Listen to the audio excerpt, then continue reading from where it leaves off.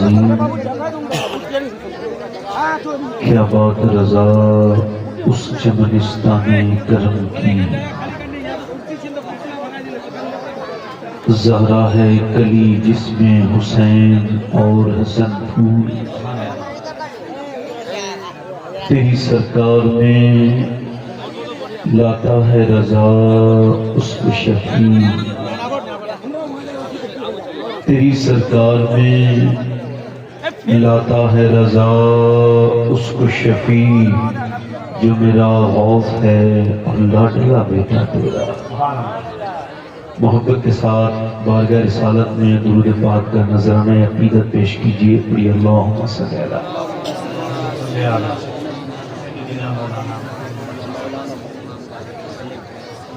بعد ہم درود لائق احترام واجب التکریم ممبر شریف پر تشریف فرما میرے امامی کی زینت و رونق، معزز علماء اہل سنت، معزز حفاظ قرآن، سامعین و سامعات، السلام علیکم ورحمۃ اللہ تعالی وبرکاتہ۔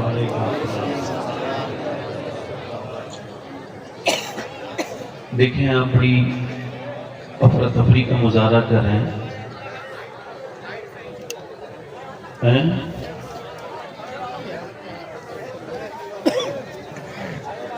میں تقریباً سوا گھنٹہ بیٹھا ہوں تو مجھے 45 منٹ کا ٹائم ملا ہے تقریر کرنے کا، اور اس میں بھی اگر آپ اتنا شور شرابہ کریں گے تو میرے لیے دقت ہو جائے گی۔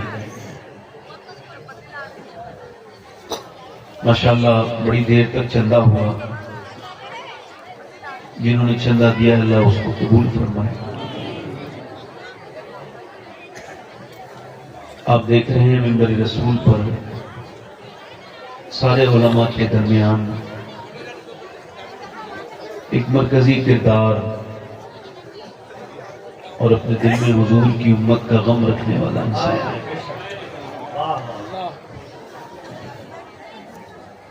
میں نے حضور رئیس القلم کو تو نہیں دیکھا، مگر چند سفر بلیابی صاحب کے ساتھ کیے ہیں،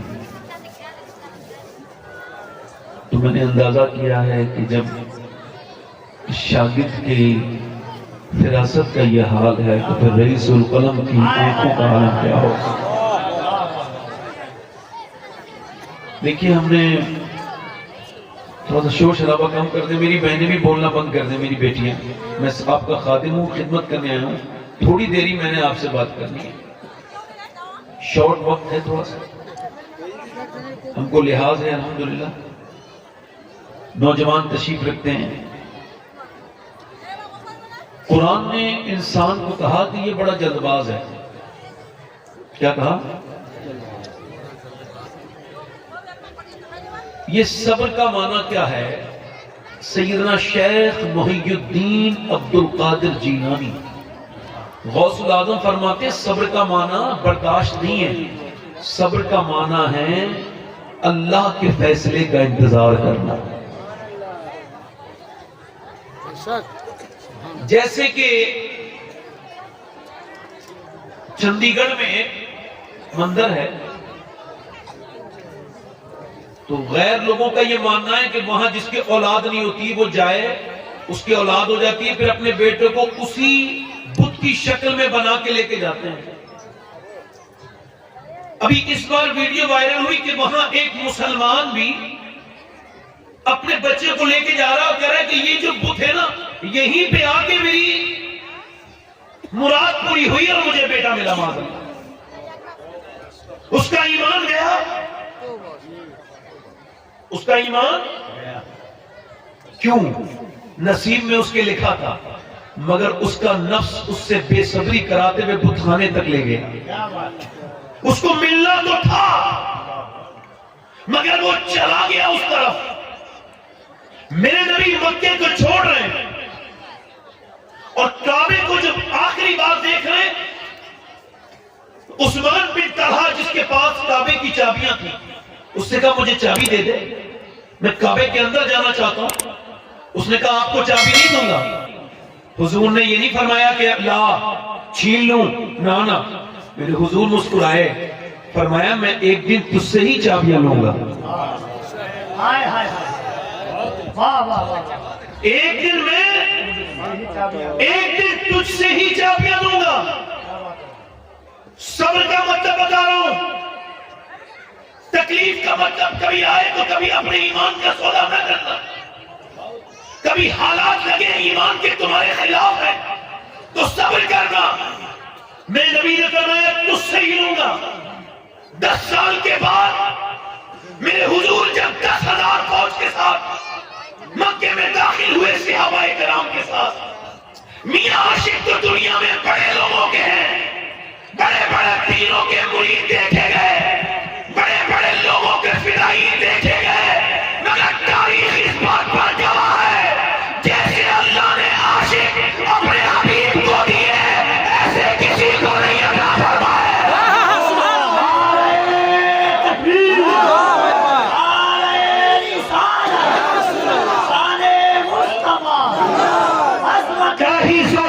میرا امام کہتا ہے حسن یوسف پہ گٹی مصر میں انگشت دلا، سر کٹاتے ہیں تیرے نام پہ مردان عرب۔ کعبے کی چابی حضور نے فرمایا اللہ، ایک تو جب حضور نے اسے کہا تجھ سے ہی لوں گا، گارنٹی ہو گئی یہ فتح مکہ تک مر نہیں سکتا۔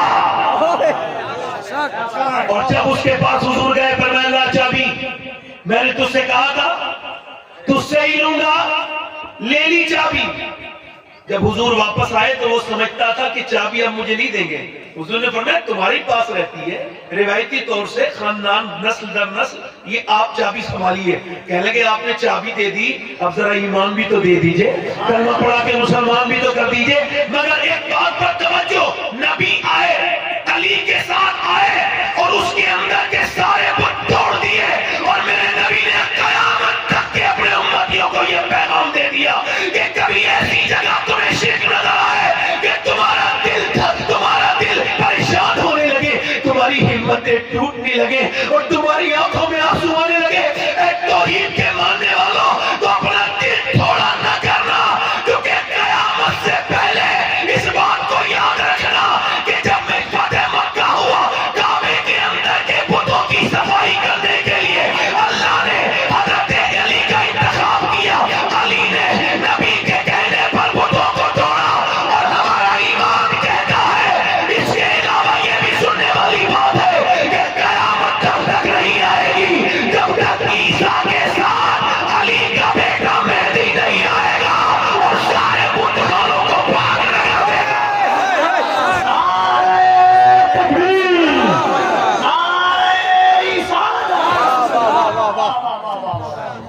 بہت بڑھیا، صبر، کیا بولو؟ صبر۔ اور میری بات سنو، یہ فیس بک کے مجاہد نہ بنو، انسٹاگرام کے مجاہد نہ بنو۔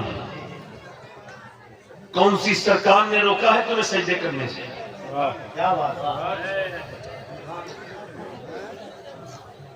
ادھر دیکھو، بچے بگڑ رہے ہیں، میاں کے پاس تعویذ لینے جا رہے ہیں، بچہ بگڑ گیا میرا، بیٹی بگڑ گئی میری۔ ذرا دھیان سے سنیے گا، آج کی تقریر میں تمہید نہیں ہے، ویسے زیادہ ہوتی نہیں ہے، آج بالکل نہیں ہے، مگر اتنا ضرور ہے کہ دیکھو، توجہ کرو، بیٹا بگڑ گیا، بیٹی بگڑ گئی، توجہ کریں۔ حضرت فضیل بن عیاض گھوڑے پہ بیٹھ کے سفر کر رہے ہیں، مرید پیچھے پیچھے ہیں، گھوڑے نے بدکنا شروع کر دیا، آپ جب کنٹرول ہو گیا، آپ نے گھوڑے کو روکا، روکنے کے بعد سجدے میں چلے گئے، رونے لگے۔ مریدوں نے کہا حضور گھوڑا پریشان کر رہا تھا تو یہ آپ نے سجدہ کیوں کیا؟ فرمانے لگے میرے نبی کی حدیث ہے کہ جب بندہ اپنے مالک کا کہنا نہیں مانتا تو اس کے نیچے والے اس کے ماتحت اس کا کہنا نہیں مانتے۔ میں سمجھ گیا کہ میرا رب مجھ سے ناراض ہو گیا ہے، جو میرا گھوڑا بھی میرا کہنا نہیں مان رہا ہے، تو میں نے سوچا گھوڑے کو کیا منانا ہے تو اپنے رب کو منانا ہے، چلو اپنے رب کو منا لوں۔ اگر بیٹی بگڑی ہے، اگر بیٹا بگڑا ہے، اگر یہ دونوں تیری بیوی اگر تیرے ہاتھ سے جا رہی ہے، تیری اولاد اگر تیرے ہاتھ سے جا رہی ہے، تو میرے دوست اس پر زیادہ غور کرنے کی ضرورت نہیں ہے، مسلح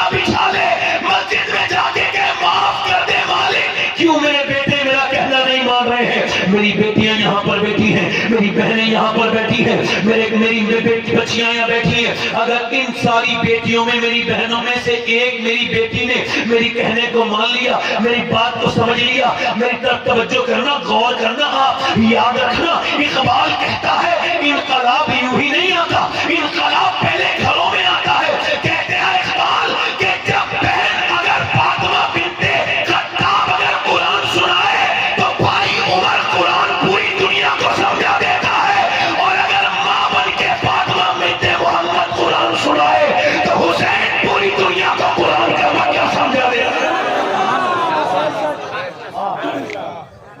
ویڈیو ہیں, گھروں میں گانے ہیں, فلمیں ہیں, ڈرامے ہیں. ادھر دیکھو, توجہ کرو. ایک عورت اگر چاہے تو پوری نسل بدل سکتی ہے, بدل سکتی ہے نہیں, بدل سکتی ہے.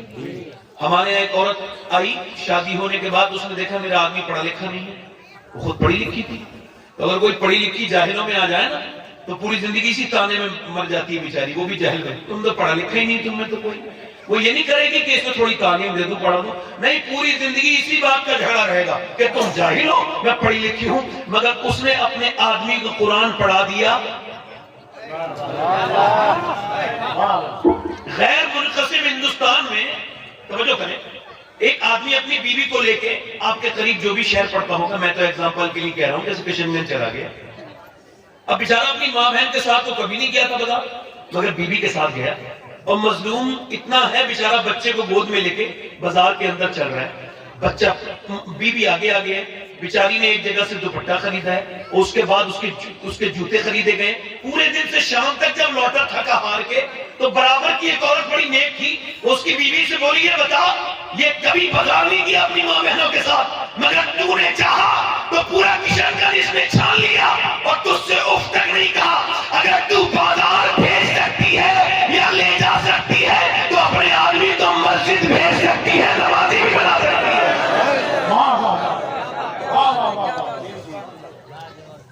میری بہنیں, میری بیٹیاں, غیر منقسم ہندوستان ہے.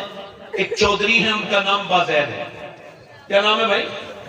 بازید. دل لگ رہا ہے, دل لگ رہا ہے, آپ مسکرائیے ذرا. اچھا سنیے, میں آپ کو بتاؤں, لوگ کہتے ہیں ہم بڑا دین سمجھ گئے, مگر خدا کی قسم یہ جتنے فلٹر والے موبائل لے کے چل رہے ہو نا, وہی مان رہے ہو جو تصویر فلٹر کر کے دیے موبائل میں. اپنے چہرے کے داغ دھبے مارنے کے لیے بندہ تیار نہیں, کہتا میں وہی ہوں جو میں انسٹاگرام پہ ہوں, میں وہی ہوں. یہ بڑا دھوکہ ہے, بڑی غلط فہمی ہے. لوگ خوبصورت بننا چاہتے ہیں. ہاورڈ نے ریسرچ کیا کہ بندے کا خوبصورت چہرہ کسی بھی دنیا کی چیز سے نہیں ہوتا, نہ کاسمیٹک سے ہوتا ہے, نہ کریم سے, نہ فیس واش سے. پھر کہ انسان کے چہرے کے اندر 126 مسلس ہیں, یہ تبھی ایکٹیو ہوتے ہیں جب بندہ مسکراتا ہے, اور مسکرانا یہ میرے حضور کی سنت ہے. سبحان اللہ. مسکرایا کریں, اپنے گھر میں جائیں تو مسکرائیں, ماحول اچھا ہو جائے گا.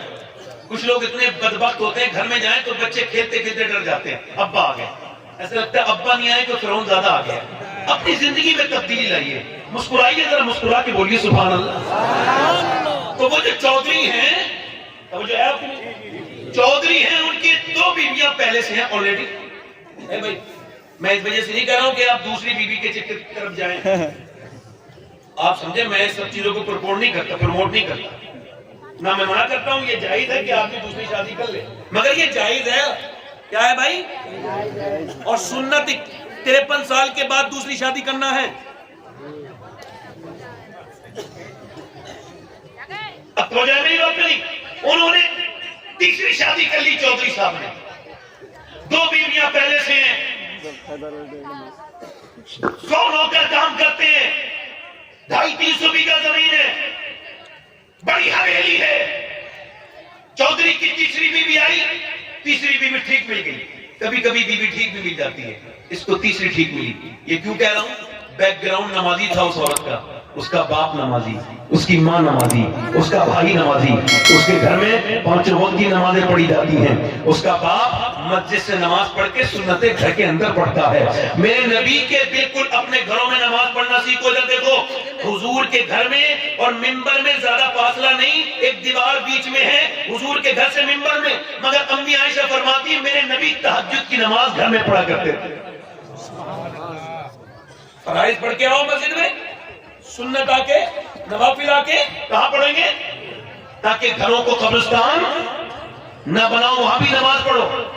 کبھی اپنے چھوٹے بچے کے ساتھ نماز پڑھ کے دیکھو, وہ بھی ایسے سجدے میں گر جائے گا پٹ کہ تم کو اس پر دیکھ کے بڑے تم کو جو ہے محبت آئے گی. میں کہہ رہا ہوں اس کی 2 بیویاں تھی, تیسری بیوی آئی, نمازی تھی, نیک تھی. اس نے سوچا کہ آخر اس کو بدلنا کیسے ہے, آخر اس کو بدلنا کیسے ہے. تو اس نے کوئی جھگڑا نہیں کیا, کوئی لڑائی نہیں کی. اس نے ترکیب سوچی, 100 نوکر ہیں, کوئی نماز نہیں پڑھتا, گھر میں مال دولت ہے, نہ بیویاں نماز پڑھیں نہ گھر میں کوئی نماز پڑھے, مگر ایک نمازی لڑکی کی انٹری ہوئی.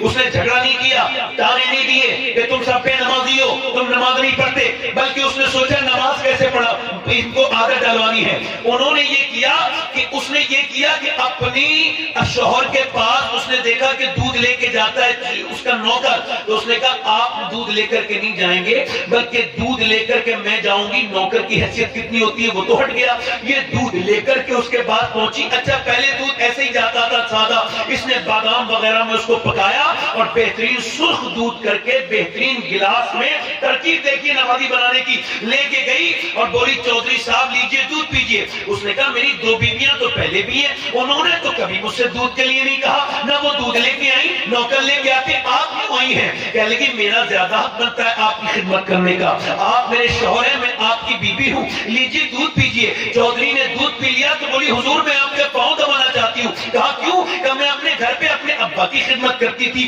اپنی امی کے پاؤں دباتی تھی, اب میں آپ کے پاؤں دبانا چاہتی ہوں. اس نے کہا ٹھیک ہے, اجازت دے دی. وہ پاؤں دباتی نہیں, اچھا وہ ان رگوں کو جانتی تھی جس سے دبانے سے بندے کو ریلیکس فیل ہوتا ہے, یعنی وہ باپ کے دبانے جانتی تھی, ٹرین تھی, وہ میاں اب تربیت یافتہ تھی. پاؤں دباتے دباتے چودھری کو لطف آیا, اس کو نیند آنے لگی. جب وہ سونے لگا خراٹے شروع ہوئے, کہنے لگی چودھری صاحب میں جا رہی ہوں, آپ کو بھی نیند آ رہی ہے, مگر اگر آپ کو برا نہ لگے تو صبح فجر میں نماز کے لیے اٹھا دوں.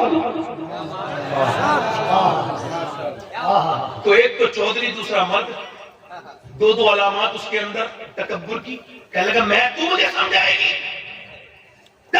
سے. اچھا آپ کو کیا لگتا ہے یہ الٹا والا رواج کب تک چلائیں گے آپ, کہ جو بدتمیزی کرے اس نے بے عزتی کر دی, جو گالی بکتا ہے وہ بے عزتی کر دیتا ہے. آپ کا کیا خیال ہے, جو گالی بکتا ہے وہ بے عزتی کر دیتا ہے, یا جو برداشت کر لیتا ہے اس کی بے عزتی ہو جاتی ہے, یا عزت والا کون ہے؟ جو گالی بکے وہ عزت کے لائق ہے, جو گالی سن کے جواب نہ دے وہ عزت کے لائق ہے. یہ اتنی ہلکی آپ نے اپنی عزت کیوں بنا لی کہ کوئی بھی بے عزتی کر دے آپ کی؟ خدا کی قسم, گالیاں دینے والا ابو جہل عزت کے لائق نہیں ہے, گالیاں سن کے صبر کرنے والا ابو بکر صدیق عزت کے لائق ہے.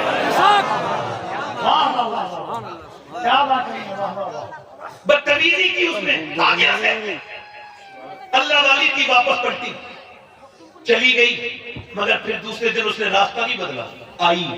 ارے بے عزتی کسی کرنے تھوڑی ہوتی, آئی, پلٹی, اور پلٹ کے بعد دودھ لے کے آئی. چودھری کا پھر نماز کے لیے کہے گی, کہ چودھری چھوڑو نا, ختم کرو نا بات کو, میرا حق کیوں آپ ختم کرتے ہیں, دودھ تو پیجئے فی الحال. اس نے محبت سے دودھ پیش کیا, چودھری بھول گیا کل کی بات کو, اس نے دودھ پی لیا, اور دودھ پینے کے بعد وہ پھر اس کے پاؤں دبانے لگی, دباتے دباتے دباتے دباتے دباتے دباتے پاؤں چودھری کی آنکھ پھر لگنے لگی, پھر خراٹے ہلکے ہلکے شروع ہوئے. عورت آگے بڑھ کے بولی چودھری صاحب آپ کو اگر برا نہ لگے میں جا رہی ہوں, نیند مجھے بھی آ رہی ہے, مگر غصہ نہ کرنا, جلال نہ کرنا, دیکھے روٹ نہ جانا, صبح فجر میں نماز کے لیے اٹھا دوں.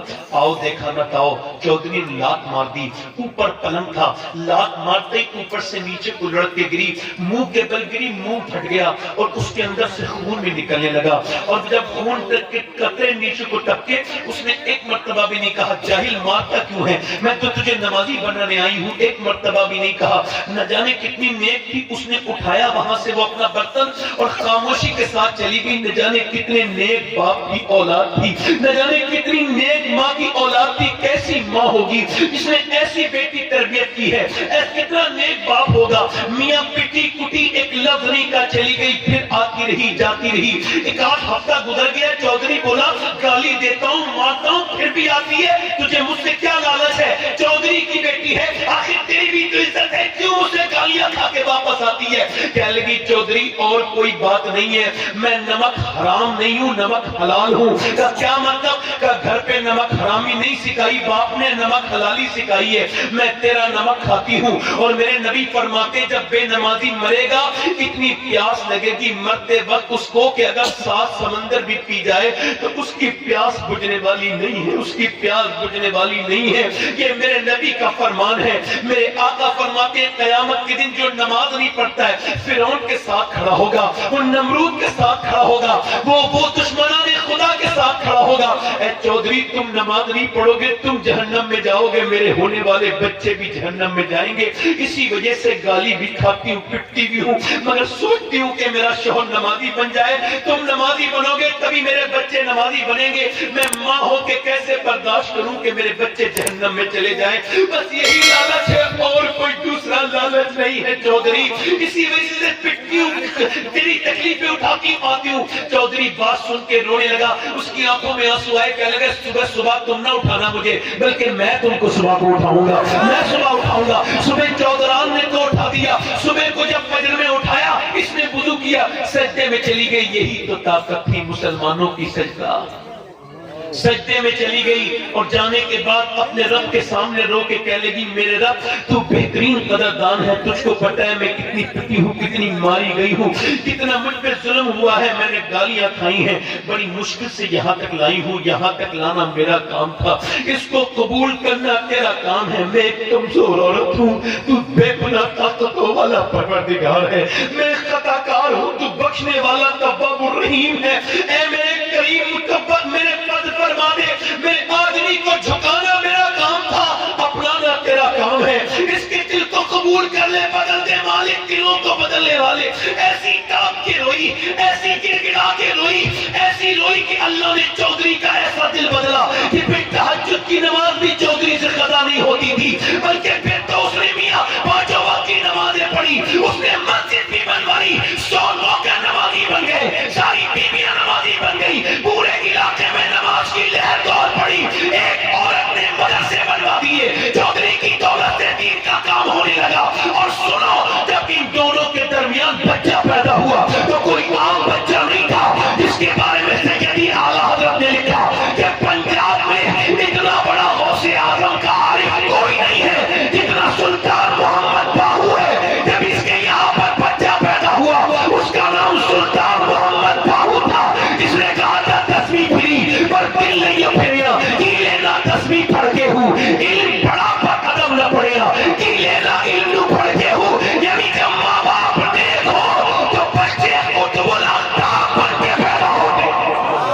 نعرہ تکبیر, نعرہ رسالت, مذہب اسلام, معراج مصطفیٰ کانفرنس, علماء اہل سنت. بچے بولو. کبھی تو نے سجدہ کیا ہوتا تو تجھ کو خبر ہوتی, کبھی گیا ہوتا میری بہن نے, کبھی کوئی بات ہو جائے تو میاں کے پاس جائیں گی, تعویذ دے دو میرے گھر کے حالات ٹھیک ہو جائیں. میں پوچھتا ہوں اے سیدہ فاطمہ, آپ کے ابا تو نبی ہیں, سارے نبیوں کے سردار ہیں, آپ نے کبھی کچھ مانگنا ہوا تو کیا کیا؟ آواز آئی فاطمہ روزے رکھتی تھی, سجدہ کرتی تھی. مطلب یہ ہے کہ جس کے در سے سارے میاں بنے. واہ واہ واہ, اس کے در سے سارے وہ نبی کی بیٹی پیغام دے رہی ہے. صحابہ لاجواب, صحابہ بولو, صحابہ اچھا یوں ہی لاجواب ہیں, ان کے گھر کی عورتیں بھی تو لاجواب ہیں. مرد لاجواب تو عورتیں بھی. اچھا ایک عورت اگر روک دے آدمی کو کہ تم جنگ پہ نہیں جاؤ گے, جھگڑا نہیں ہوگا گھر میں, مگر وہ ایسے نہیں تھے. نبی نے اعلان فرمایا بلال دے دو آواز مدینے میں, کون کون جانا چاہتا ہے میرے ساتھ. حضور نے جب فرمایا تو بلال حبشی نے اعلان کر دیا. بلال کی آواز مدینے کی گلیوں میں جب پہنچی تو پلے ہوئے کڑیل جوان 18 سال کے 20 سال کے صحابیات اپنے بچوں کو لے کے آ رہی ہیں اور کہہ رہی ہے بہنیں بھائیوں کو لے کے آ رہی ہیں, بیٹیاں اپنے باپ کا ہاتھ پکڑ کے لا رہی ہے. اور کسی نے نہیں کہا اس کو واپس لے کے آئیے گا, بلکہ عورتیں کہتی تھی یا رسول اللہ جب جنگ ہو تو اگلی صف میں کھڑا کیجیے گا تاکہ میرا بچہ شہید ہو جائے اور میں شہید کی ماں بن جاؤں. زور سے تو بولو, یاد رکھ کہنے سی بولو گے, دل لگا کے تو بولو, شہید کی ماں بن جاؤں. رات کا وقت ہے, خنسا نام کی ایک عورت رو رہی ہے. رات کا وقت ہے, خنسا رو رہی ہے. توجہ کریں, خنسا کبھی ویکیپیڈیا پہ دیکھیے گا, بہت بڑی شاعرہ گزری ہے, بہت بڑا کلام کہتی تھی اسلام لانے سے پہلے. اس نے اپنے بھائی کے موت پر ایک نظم لکھی تھی اور ایک درد بھرا نوحہ لکھا تھا, وہ بڑا مشہور ہوا, پورے عرب میں آج بھی مشہور ہے. مگر میرے کہنے کا مطلب یہ, جب وہ اسلام لے آئی تو اب وہ نوحے نہیں کہتی, اب وہ سجدے میں رو رہی ہے. رات کا وقت ہے, ایک بچے کی عمر 11 سال, ایک کی 13 سال, دونوں بچے تقریباً اٹھ گئے. ماں کو روتے ہوئے دیکھا, امی کیوں روتی ہیں؟ یار ماں نے سلام پھیرنے کے بعد کہا تمہیں بتانے کی بات نہیں, اماں آنکھوں میں آنسو نہیں دیکھ سکتے, اب ہم بڑے ہو گئے, کیوں روتی ہو ماں؟ کہنے کہ بیٹی اور تو کوئی بات نہیں میرے لال, میرے بیٹے اور کوئی بات نہیں ہے, بات یہ کہ حضور کی بارگاہ میں عورتوں نے بچے پیش کیے, تمہاری عمریں کم ہے, میرا دل کرتا تھا کہ میں بھی اپنے بچے کو لے جاتی, مگر چونکہ تمہاری عمریں کم ہے تو تم اس وجہ سے رو رہی. اندر گئے بچے, چھوٹی چھوٹی شمشیریں لا کے ہوا میں لہرا کے بولے لے کے چل, ہم اپنی جانیں قربان کرنے کے لیے تیار ہیں. ماں نے کہا بھی چھوٹے ہو, کہنے کہ عمریں کم ہے مگر ایمان ہمارا اتنا ہی ہے جتنا تیرا ہے میری ماں, لے کے چل. بچوں نے جب یہ اصرار کیا تو ماں لے کے چلی حضور کی بارگاہ میں. میرے نبی نے فرمایا خنسا تیرے دونوں بچے ابھی بہت چھوٹے ہیں, دونوں کی عمریں بہت کم ہے. اور بڑے والے نے تلوار چلا کے دکھائی تو حضور نے فرمایا بڑا والا بھرتی, اسے ایکسپٹ کرتے ہیں مگر چھوٹا والا نہیں جائے گا. تو چھوٹے والے نے اپنے دونوں قدموں کو اٹھایا اور اپنے آپ کو اچکانے لگا, اپنے آپ کو اونچا کرنے لگا. نبی نے فرمایا آپ اپنی ہائٹ کو بڑھائیے مت, آپ ابھی چھوٹے ہیں. کہنے لگا حضور چھوٹا ضرور ہوں مگر اس سے زیادہ طاقتور ہوں, کشتی کرا دیجئے میرے بڑے بھائی سے جو آپ کی فوج میں جا رہا ہے, اس سے زیادہ طاقت ہے. حضور نے فرمایا ٹھیک ہے, آگے بڑھا, اپنے بھائی کا ہاتھ پکڑ کے بولا دیکھ تو مجھے چھوڑ کے مت جا, اگر تو چھوڑ کے گیا تو اکیلا شہید ہو گیا تو امی اتنی خوش نہیں ہوں گی جتنی دونوں کی لاشیں آئیں گی تو خوش ہوں گی. اگر تو بھی نبی سے محبت کرتا ہے تو میں تجھ سے کم نہیں کرتا, دیکھ مجھے گرانا نہیں, میں تو میرا بڑا بھائی ہے, احسان کر دے اس کا بدلہ اللہ دے گا, مجھے گرانا نہیں میرے بھائی. یہ کہہ کے بیٹا کو بچہ رونے لگا اور پھر جب لڑنے کے لیے آگے بڑھا حضور نے دونوں کی کشتی نہیں ہونے دی, دونوں کو الگ ہٹایا, دونوں کے سر پہ ہاتھ رکھا, پر میں جب تک ایسے بچے اور ایسی مائیں دنیا میں ہیں اسلام کا کوئی بال بھی نہیں کر سکتا.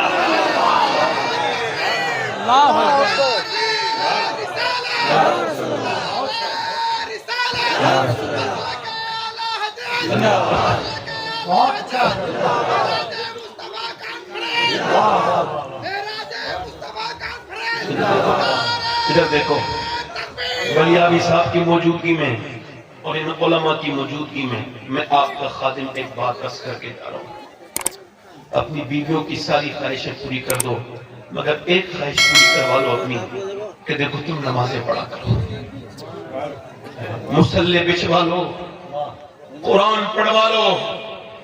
قرآن کی جگہ میاں کے تعویذ نے لے لی.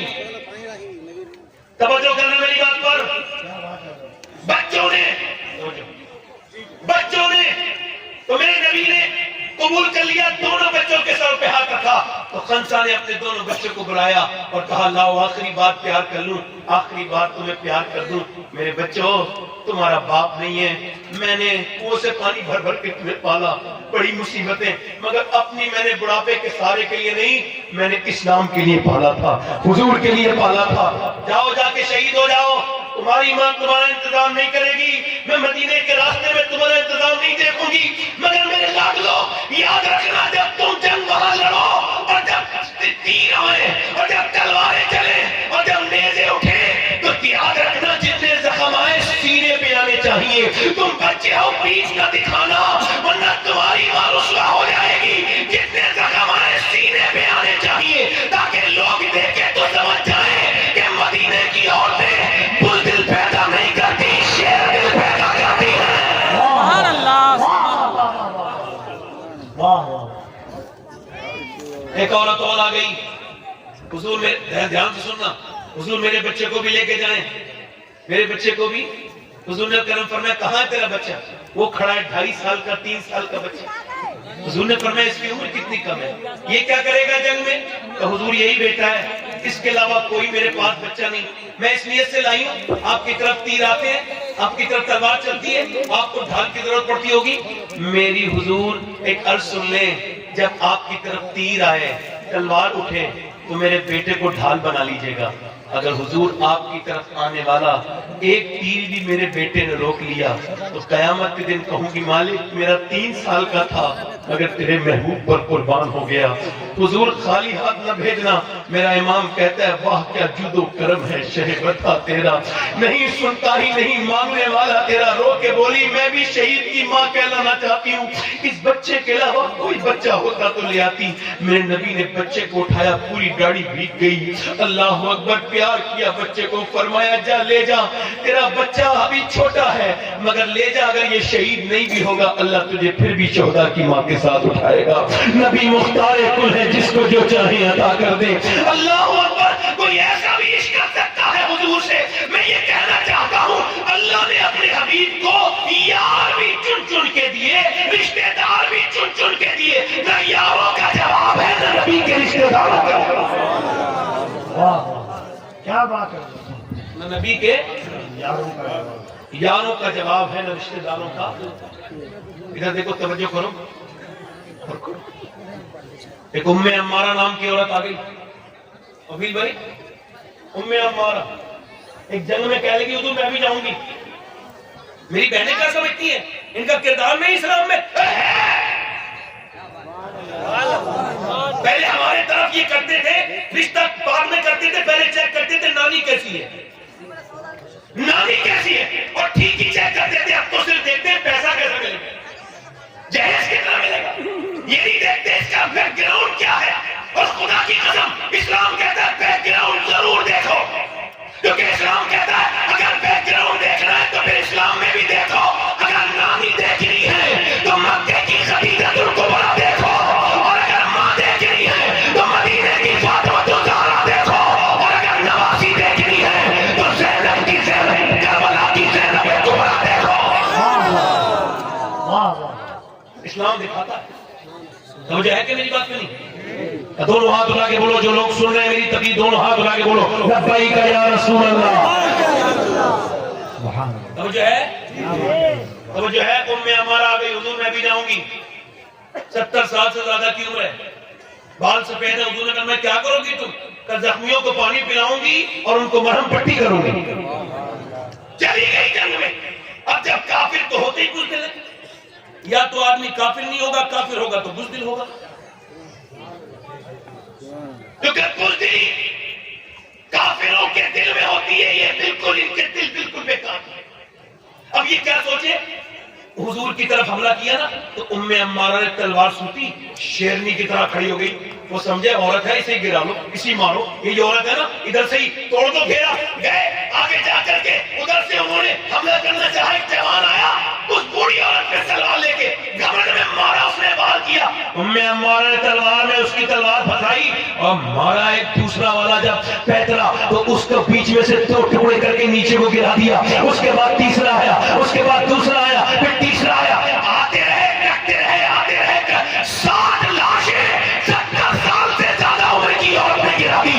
جب 60 لاشیں تڑپی, کفار بولے بھاگو, ہم مسلمانوں سے مقابلہ نہیں کر سکتے. کہا کیوں؟ کہا نہیں کر سکتے اس وجہ سے کہ جب 70 سال کی ام عمارہ کی تلوار میں اتنی دھار ہے تو پھر علی کی تلوار کا عالم کیا ہوگا.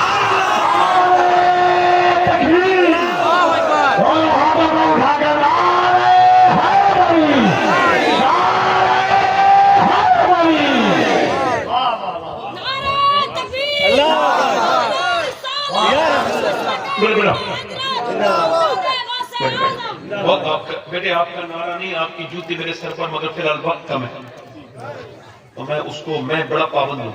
اتنا وقت کا پابند ہوں, جب میرا وقت آئے گا میں مر بھی جاؤں گا. آپ کو بات کرنا, دل لگا کے بولیں سبحان اللہ.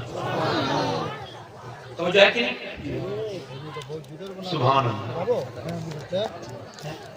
اب وہ کچھ لوگ ذہن لوگوں کا بدل رہا ہے. ہم نے اتنی مسلمان لڑکیوں کو ڈائیورٹ کر دیا, ان کا میں کہتا ہوں ہمیں تکلیف ہے، درد ہے، افسوس ہے، سارے مسلمانوں کو افسوس، مگر ایک دن میں نے سوچا ایک تقریر کرنے سے پہلے کچھ غور بھی تو کرو، کیا وہ لڑکیاں جن پر یہ RSS والے کودتے ہیں ہم نے اتنی بدل دی، اتنی ہم نے لے آئے، اسلام اتنی لڑکیوں نے چھوڑا، کیا ان کے پاس اسلام تھا؟ بہت خوب. وہ لڑکیاں جانتی تھی اسلام کو، آواز آئی نہیں جانتی تھی. تم تو کہتے ہو لاکھوں بدل لی، تم سے ایک بھی نہیں بدل سکتی. اور اگر اس کی مثال دیکھنی ہے تو جاؤ دیکھو اس فلسطین کو جہاں جان دے دی مگر ایمان نہیں دیا. ایک کالجوں میں ناچنے والی لڑکیاں، کسی بے غیرت باپ کی بے غیرت لڑکی چلی گئی، اس کی بے شرم ماں کی بے شرم بیٹی چلی گئی جس نے تربیت نہیں کی. اور فلسطین 10,000 بچے شہید ہوئے جن کی عمر 10 سال سے کم ہے. ہاں. اور کسی کوئی ہیومن رائٹس والا کوئی بات نہیں کرے گی تنظیم، پوری دنیا کے وہ ادارے جو کہتے ہیں ہم امن کے ادارے ہیں، ان کو انہوں نے کیوں نہیں کہا؟ اتنے جانور بھی اگر کئی مر گئے ہوتے نا تو لوگوں نے سڑکوں پہ آگے ہوتے، مگر حضور کے امتیوں کا کس کو درد ہے؟ وہ تو پہلے زمانے تھے بھائی. ہم دیکھتے تھے اپنے بچپن میں جب صدام کی خبریں آتی تھی لوگ چوپالوں پہ ریڈیو پہ سن کے روتے تھے. پوچھا کیوں صدام کے لیے کیوں رو رہے ہو؟ کہنے لگے صاحب وہ بھی تو کلمہ وہی پڑھتا ہے جو ہم کلمہ پڑھتے ہیں. میں نے کہا وہ دوسرا دور تھا جب مسلمانوں کو غم تھا، وہ زمانہ وہ تھا یار. تو فلسطین پہ ہمارا کیا تعلق فلسطینیوں سے؟ انہوں نے جانے دے دی، مسجد اقصی نہ چھوڑی، اور ہم اپنے محلے کی مسجدیں چھوڑے ہوئے ہیں. ہمارا ان سے کیا تعلق ہے؟ ہم مسجدوں میں نہیں گئے. اور یار ذرا غور تو کرو. مگر میری بہنیں سن لیں، میری بیٹیاں سن لیں، یہ جو فٹنگ کا لباس پہنتی ہیں سن لیں، یہ میری بیٹیاں سن لیں جنہوں نے آدھا یہ جو بازاروں میں گھوم رہی ہیں نوجوان لڑکوں کے ساتھ موبائلوں پہ بات کر رہی ہیں، یہ جو اس پورے جلسوں میں بیٹھی آئی ہیں، ان سب کو سناؤ جا کر کے، بتاؤ یہ کوئی مذاق کی جگہ نہیں، یہ حضور کی جلسہ ہے. میری بہن تیری زندگی یہاں برباد ہو جائے گی. یہاں انسان نہیں آئے ہیں، نہ جانے کتنے اللہ کے فرشتے موجود ہیں. انہیں بازار بنا دینا. یہاں پر لڑکیاں اور لڑکوں کا یہ جو یہ جو معاملہ میں نے دیکھا اپنی آنکھوں سے، میں اس وجہ سے کہہ رہا ہوں کہ میں الحمدللہ کہتا ہی وہ کہتا وہی ہوں جو مجھے لگتا ہے کہنا چاہیے. تو یہ میں کہہ کے جا رہا ہوں، ان جلسوں کا ادب کرو، ان کا احترام کرو. یا تو سیرت رسول کا جلسہ نہ کہو، اور اگر جلسہ کہو تو اس کا احترام کرو. میری بہنیں بے پردہ آنے والی، میری بیٹیاں بے پردہ آنے والی، فٹنگ کا لباس پہن کے ان جلسوں میں گھومنے والی کو بتا رہا ہوں میں الحمدللہ سید ہوں. مگر پھر بھی کہتا ہوں اگر فلسطین کی لڑکی کا مجھے جوتا مل جائے جس نے یہ اسٹیٹمنٹ دیا تو اس کا جوتا اپنے کفن میں رکھ کے سو جاؤں گا.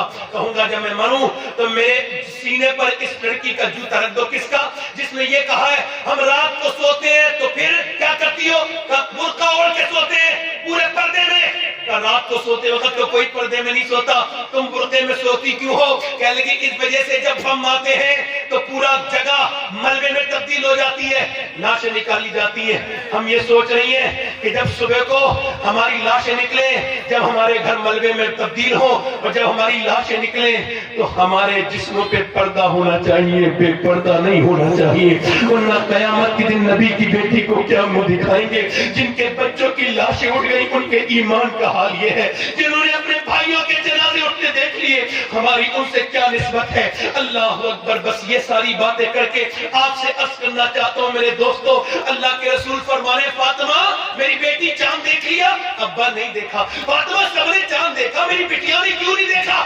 ابا جس چاند پہ غیر محرم کی نظر پڑی ہے اس چاند کو آپ کی بیٹی فاطمہ نہیں دیکھنا چاہتی. بریلی سے میرا امام مولا جس کا آنچل نہ دیکھا محمد نے اس ردائے نزاہت پہ لگ.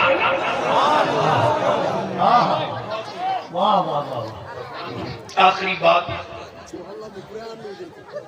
ابھی 5 منٹ ہے، آخری بات کر کے بات ختم کرتا ہوں. توبہ کر لو میری بیٹیوں، میری بہنوں، پردہ نہ بے پردگی کرنا سخت حرام ہے.